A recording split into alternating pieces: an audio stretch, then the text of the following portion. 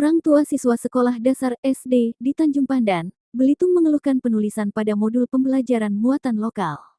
Pada modul berisi cerita-cerita rakyat Belitung itu terdapat beberapa tulisan artikel asal-usul Pulau Belitung.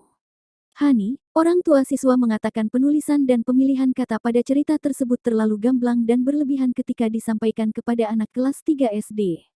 Ia menceritakan, sebenarnya mulai mengetahui artikel ini sekitar sebulan yang lalu setelah tugas membaca diberikan guru secara daring.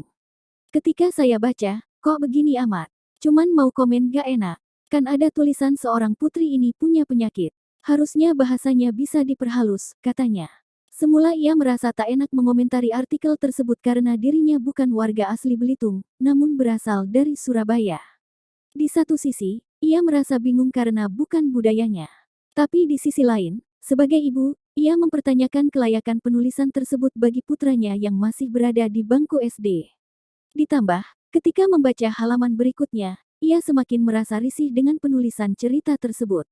Hani juga merasa bingung harus menjelaskan kepada anak, di saat yang sama khawatir materi tersebut akan dimuat dalam ulangan harian yang biasanya dilakukan setiap Senin di sekolah putra sulungnya.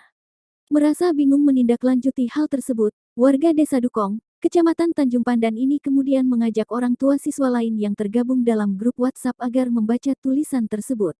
Apakah mereka notice sadar gak ada yang salah di situ? Ketika mereka baca, ada yang bilang, astagfirullahalazim, kok gini amat, cerita dia. Semula dia berkeinginan merangkum tulisan dan menceritakan dengan gaya bahasa yang berbeda. Namun urung karena khawatir mengubah cerita. Keresahan ini lalu disampaikan kepada guru wali kelas, agar tidak memberikan materi bacaan ini kepada anaknya. Gurunya bilang, akan menanyakan dengan guru mulok muatan lokal. Benar saja, materinya diganti, jelasnya. Ia berharap penulisan cerita rakyat tersebut dipilih diksi yang tepat sesuai usia perkembangan anak serta pembahasan yang lebih halus.